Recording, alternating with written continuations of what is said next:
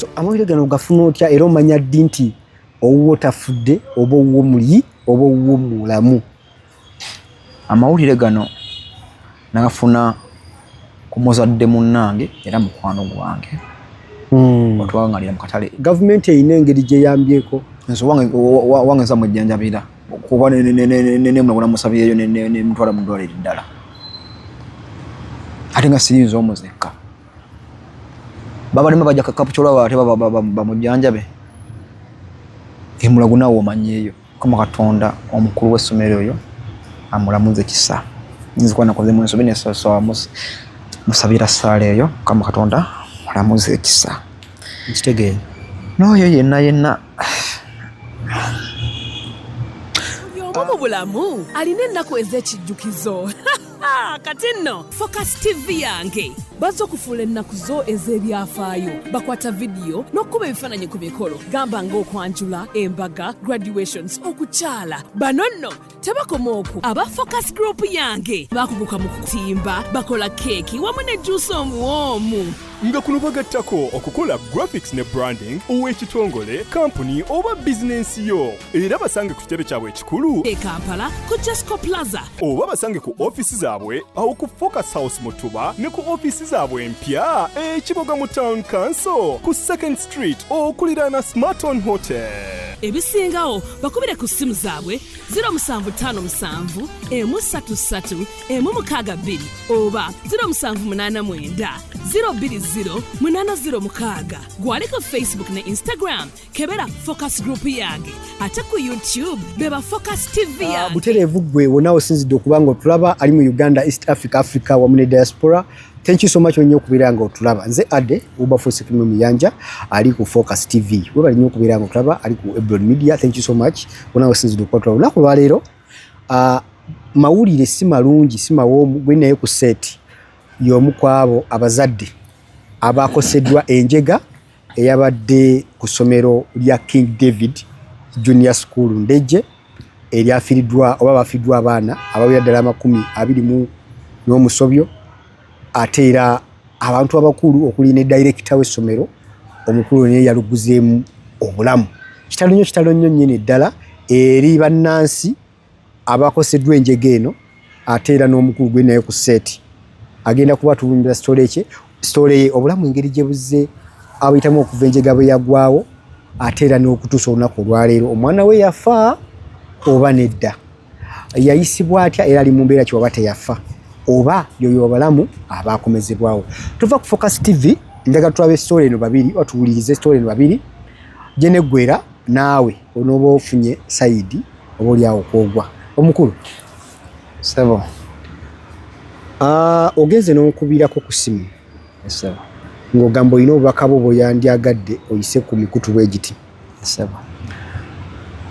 Nsaba ombulizeko ku bantu wadde tebakulaba obeeyanjulire amannya go w'onooba oli wa ddembe okugogera.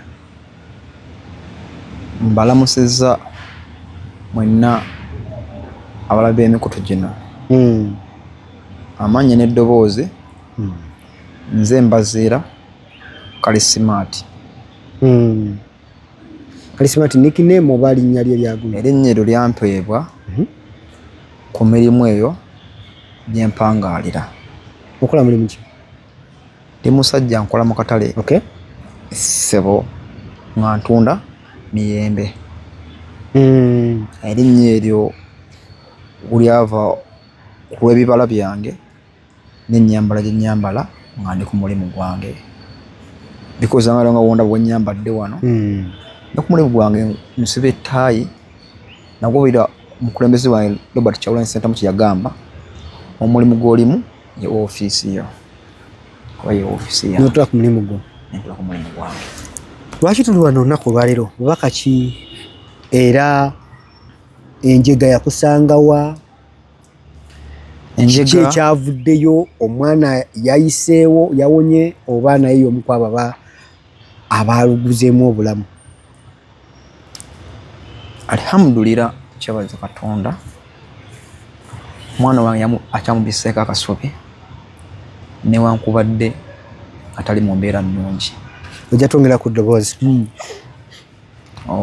eddoboozi yange lyeryo sinyi musajja nnyo wa ddoboozi ddene nnyo. Okay. Katonda akyamubiseeko akasubi newankubadde nga tali mu mbeera nnungi ali mubi ku byuma life support ekyamuwandiddekokko. So amawulire gano gafuna otya era omanya ddi nti owuwo tafudde oba owuwo muli oba owuwo mulamu? Amawulire gano nagafuna ku muzadde munnange era mukwano gwange. Otwagangalira mu katale ngenze ne mukwano gwange ekyatwaliriza abaana baffe bagende mu ssomero eryo. Tetwasoma. Ne kano kendimu akanyumungufu okuba nga nsobola okukola statement nensulasulamuko oluzunguzungu. Baana bange bano bempeeredde be bampisaayisizaamuko kuba nze nakoma mu pitu. Kyakubiri n'erinnya lyange njenjige okuliwandiika. Baana bange bano be bantendise bentaddemu ssente zange. Mukama Katonda omukulu w'essomero oyo amulamuze kisa. Nzi kuba nakoze mu ensobi nesosowa musabira ssaala eyo. Mukama Katonda mulamuze kisa. nkitegeera. N'oyo yenna mutusaasire abalaba oba batugoberera tugenda kubawoko obulanga awo. Embeera bwetyo bweri yanyinyike naye tusaba Mukama akuwa amaanyi mwami Mbaziira. n'oyo yenna agenda okudda mu mitambo gy'essomero lino omuzadde amwisengawo omugenzi obadde atuyisa. Nze nyinza okuba sijja kugamba ssente musasula bweziti naye omusukulu oyo ng'omutuukirira n'omunnyonnyola n'agamba okusinziira bano abaana baggwanga ate nze eno sigikoze nga bizinesi wazira it's my calling. Kuweereza ogenda kukola bwekiti ne bwekiti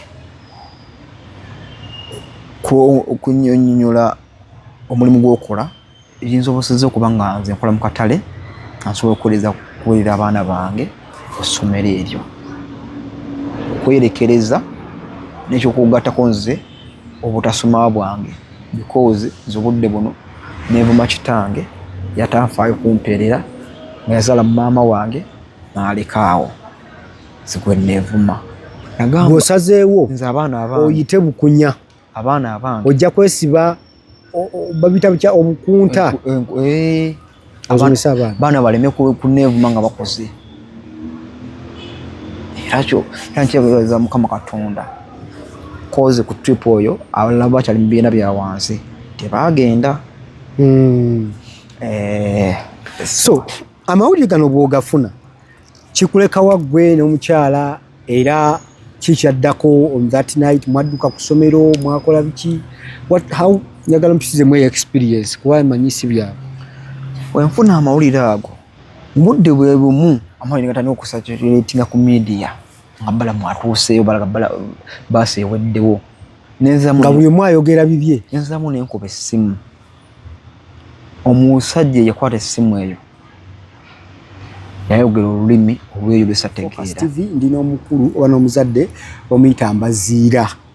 Mbaziira ono azze tunyumiza ku story ye experience ye okuva eyo yafiirwa omwana okuva akabenje kano kagwawo aka King David Junior School Ndeje wali ye ng'omuzadde kyamisa kitya era ali atya bulamu kibi bali mu kuyitamu n'omwana we kuba ekyo mukisa omulungi omwana wadde akyali ku supportive ya byuma naye ate ye amulabako. Waliwo abafiiriddwa abaali mu kuziika oba baziisa abaana baabwe nga tebasobola kuzza bulamu ngulu. So tuli mu kwongera kusaba Mukama muwe omukisa omulala omwana adde engulu. Mbaziira njagala otuyisizeemu mumaze obimanya bamaze okugamba omwana afudde te ofuna information nga tegatta okibuwaamu otya oba omanya ddi amazima tugende ku nsonga endala? Mu byonna ngenda kusooka neebaze omubaka waffe Dr. Serukenge yakola Makindi Ssaabagabo yakola omulimu gwa gavumenti gwe yalikoze yenga omubaka yasitula ambulance 8 n'ayolekera Kapuchorwa n'agenda anunayo abaana baffe nenga gavumenti eyina ambulance okusitulayo n'emu nenga we bagigamba Robert Kyagulanyi Ssentamu ali wano singa Robert Kyagulanyi Ssentamu yaliyo baza tutwala mu byabufuzi ati nago obulumi bwe nnina nga nze omuzadde nga munnansi awa omusolo esente z'omusolo zino ogasiza Munnayuganda nga munnansi tezalagiddwawo nga lwo ne minisitule namba y'ebigo bitalaze bala mwasiba ayenjeera ninga ate yali embaali wali mu ddwaliro byamu kubasooka okulisiivinga abaana bano naye yamanyi asonga ddeno obulamu bw'abaana omujiji omuto tukola tugamba abaana bato y'omukulembeze w'enkya kkiriza obagaana olaba eddagala libula mu ddwaliro emulago naye ate abaana gye bali Kapuchorwa eddagala libula mu ddwaliro emulago naye Kapuchorwa gavumenti n'etafaayo naye singa bagigamba Kyagulanyi Ssentamu yaliyo nokyali badde kusitula zimiji yali zitudde akanyabu nkulayirira negendayo ne abaana baffe ne bamala essaawa mmeka nimukonkomalira ku masomero tumalayo kumpe ennaku 2 nga abantu tebanatuusa mu ddwaliro emulago nga newoneka jansi waliwo bumatalisi obunyonyi osobola okuteekamu obunyonyi nga bubine bwina buleeta abaana mulakikula kyenewa nga tuuse e Kampala abaana nabagirako oxygen abasinga obungi gavumenti eri serious yekyuseemu nga munnansi weyeetaagira obuyambi abufune balembeka esente zaffe zimalira kuba n'abafuzi bokka fine nze mbebaza bajja abantu e South Africa bannayuganda bannaye fine babajjeeyo ne babatwala e Kyankwanzi gye bamaze wiiki ne wiiki zonna basaasaanye naye buli bwabadde bulamu Ekyankwanzi babatute mukyaka zonna ssente basaasaanye basulayo balya banywa bwana baza saagala nnyo ntwale mu byabufuzi bwange njagala nnyo tudde ku nsonga ezabedde waliwo natajja okusobola kuyimira mu kamera muno byoga nenzi kambyogere bamanyi bwana tulina obulumi bungi ku mutima ebyobusirusiru bakola abantu bali Ekyankwanzi mu kuvaayo obuyomba mu million 2 manyi ssente mmeka nawulira mbu wano okupangisa ennyonyi wano bumatalisi somanyi wayo million 3 neri buli muntu badde bamwa million 2 bapangisiza munyenyeza nno abaana baffe niyo omubaka yasobola tuleetera abaana baffe byebyo obulumi bwe nina ku gavumenti obumu muba muli ku gate mukyalinda abaana mubafuna tembafuna nizeeta minisita najja nga ndongwa Jesse Miyingo ati mwe buvunaanyizibwa bwe kukwasaganya amasomero nti yaza tuwongerwako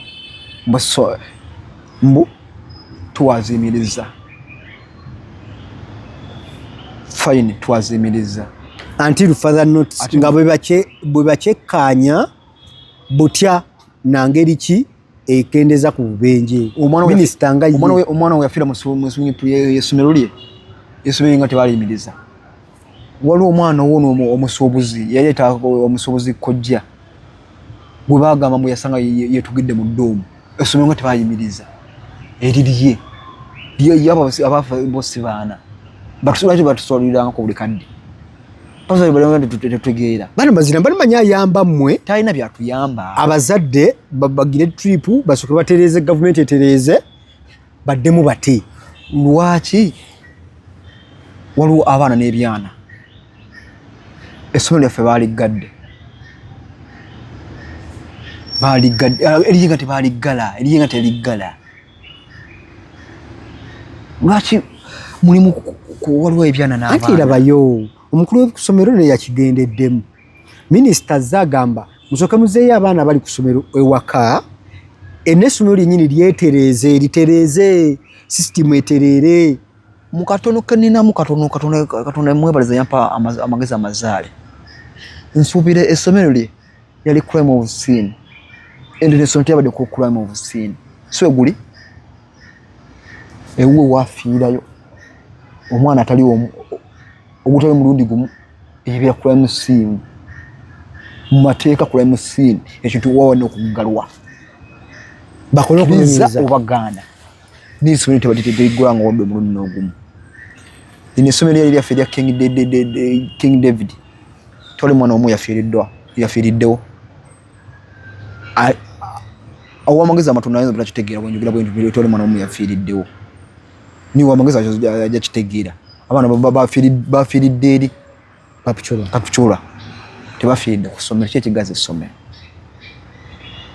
lwaki ffe abazadde tebatubalirira tuli mu bulumi awo waliwo abazadde ayinayo abaana nga 5 bonna tebafunye accident baligambye P6 ne P7 musooke mubeerewo kewaka kitegeerekekwa bebali mutuwa ndi kati omwana wa P1 P2 P3 kyekimubeezesa ewaka akasente kaffe bayiga okukaluumirirwa balekenga kwerowoozaako nga bokka kusambuto zaabwe kati nga gwe omuzadde ogamba nti minisita yakoze kikyamu okay mu bukyamu banyi buli muntu ne gwozadde akubira engoma n'ozina naye nkulaba oli muntu mukulu olowooza ki ekyandibadde kikolebwa okumalawo enjega zino kuba tufunye accident nyingi tufunye accident eya train yatomera wali era basi baana bamasomero waliwo essomero eddala ku olwo lwennyini enkeera waalwo ng'erya King David lifunye akabenje nalwo lifuna akabenje kyolowooza ekyanditategerezebwa mu nkola minisita ono kyeyandikoze ekituufu obanga ekyo mukivumirire oba mukiwakanya oli mwana muto nkulaba nkusinga wano waliwo enjega eyagwa mu America ennyonyi nezitomera White House America olidako America ngesuspense ennyonyi ogera mbwengula bwayo waliwo abakulembeze baffe nga basoma naye nga tebalina magezi mbadde nzija olunaku lwa leero ononsonyiwa essomo ngenda limumensinga ku channel yo nsanze basi ya Victorious ningi kubyeka abaana paka people ng'obuyi mwana alese mwana munne ebyo nga tebabyogerako van ezisomba abaana nga tebazoogerako olwokuba amasomero omuntu yagagaba byo tebabyogerako ng'ate ziyita ku makubo okuli traffic kati kitugambe eyo tuwa baziganye basi tesobola kukozinga akabenje tesobola kulemerera okusiba neyingira sontwaka niwankwadde ekibuga bisobola ekyo kyokugaana tuwa bakozesa kutakota muga lumondi maye okubanga wekweka mu lumondi gwe lumondi osobola mwekwekamu accident webanga yakujja eba yakujja abaana abo nibo batalifunidde accident kapitula nga bakomyewo wano mu kibuga nga batuuse ne ku ssomero ng'ebbaasi emaze okupaakinga bbaasi esobola kuva mu unbreak neyingira ekizimbe era abaana ne bafa enteekateeka za Katonda ziba enteekateeka za Katonda bakkirize bagaane babe bantu bakulu baleme kwebuuza amagezi abalina abaana bali mu critical conditions gavumenti erina engeri gyeyambyeko nso wange nsa mwejjanjabira kuba nemulabula musabiyeyo nemutwala mu ddwaliro eddala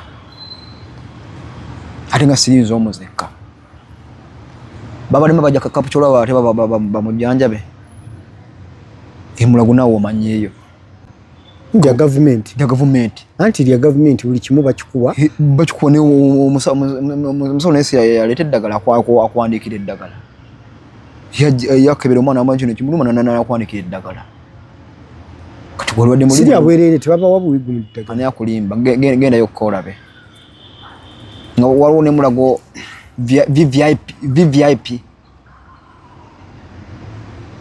VIP oba ey'obwerere ennyo. VIP ko kitegeeza kya bwerere nnyo.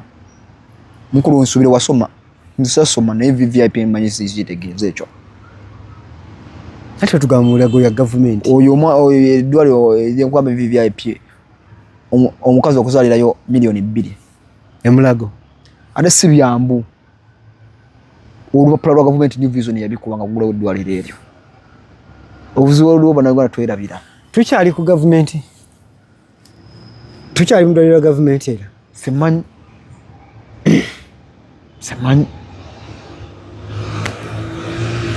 Wano Peloti twamuula ssente atuzimbira eddwaliro. Nga fe abamuweze musigansi nkani imagine fe abamuweze ne tumuule atuzimbire ate okusasula biba bigatta. Omanyi bagamba ekita ekirwa ku sayigi ejjiro kifuuka wankindo. Tuleme gendayo nnyo ate. Tukomewo eno olugero lw'Abaganda ku mulamu eno ogw'essomero n'abaana ku masomero. Gwe ng'omuzadde kiki ky'olowooza ekyandibadde kikolebwa? Ekikolebwa ku bino byonna ebigenda mu maaso. Gavumenti mwekutta abantu abavudde South Africa ne wa milioni 2. Naffe ukwate buli muzadde yebadde n'omwana abadde mu basi abafunye accident. Akena musomesa, akena driver, akena abaana bafudde, akena abaana abafunye obukosefu. Buli omwe omukwatira milioni 10 emuwe. Nga bavudde South Africa babonye sente. Banoonye sente ya muwa musolo. Gye bawodde abavudde South Africa yose ya muwa musolo. Nze muwa musolo siwa musolo.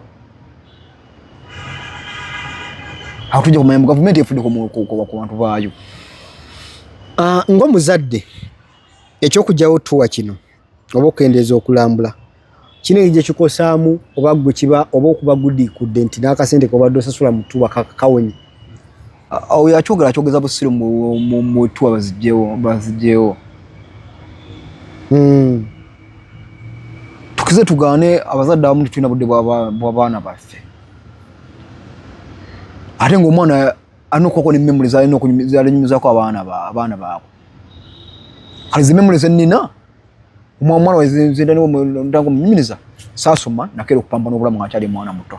So muwa experience y'obulamu bwange okutuuka wano bwentuuse. Kuba obudde buno nga nsobola okuvuga akamu ka milioni 2. Nsobola omuwa experience eyo. Kati ye aliko mulamu obulungi mu otali bunyigirizibwamuko watagenda mu ttuwa mu buto bwe alinyumisa ki abaana be.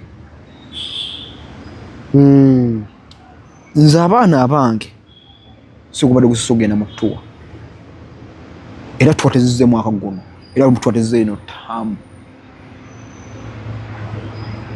Kibadde bubeezi mu nteekateeka ya Mukama Katonda mu mwaka gw'2020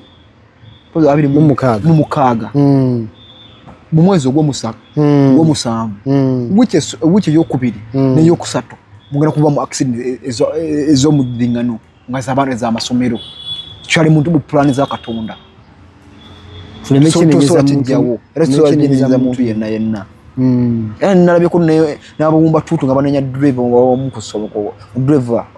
mbuye emmotoka yafanga nazaamu abaana n'akanika nazaamu abaana. Bannange abaana gye baali tambudde batya? Wano baza mu mmotoka baali tambudde nga batya?